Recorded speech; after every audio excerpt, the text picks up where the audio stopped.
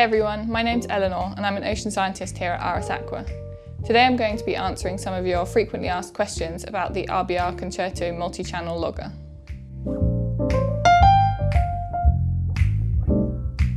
The RBRconcerto comes with two different housing options that have different depth ratings.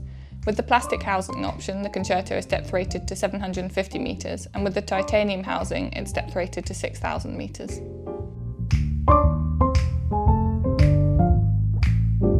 The concerto takes 8 AA batteries of any battery chemistry that you can easily replace yourself. If you want to extend the battery life, there is also the option to specify an external power connection via connectorised end caps.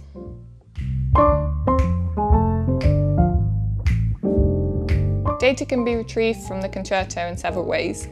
The standard is a USB-C connection accessed by removing the battery end cap.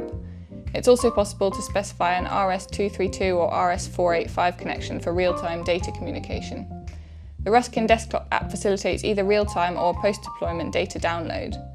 It's also possible to use the Ruskin mobile app to download data straight to your mobile device via Wi-Fi. The data can be read directly in MATLAB or exported to Excel, Ocean Data View or text files.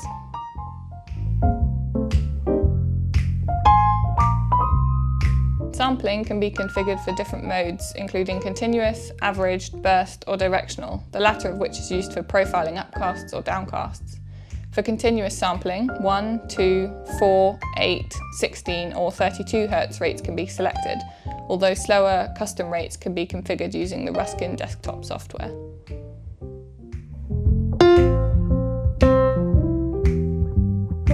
Yes, all of the sensors require calibration. We recommend this is done at least once per year or prior to a lengthy deployment. This process can be facilitated by Aqua.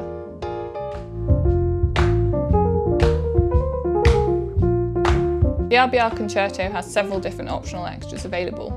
In terms of sensors, 3 channel options are included as standard. These are conductivity, temperature and depth. The logger supports a total of 5 channels, where these optional additional sensors can be integrated. Sensor packages include clamps, cables and internal upgrades to support the extra channels. Additional extras include sensor guards and a protective cage.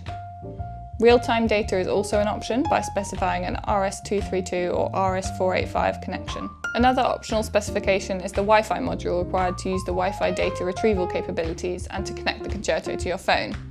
This is particularly useful as you can see live data before the concerto is deployed, and on retrieval, location services can help simplify data collection as you can tag the location of your CTD profile to your mobile's GPS. So that's all of the most frequently asked questions about the RBRconcerto. If you have any further questions or would like to get more information, please get in contact either by email or via our website.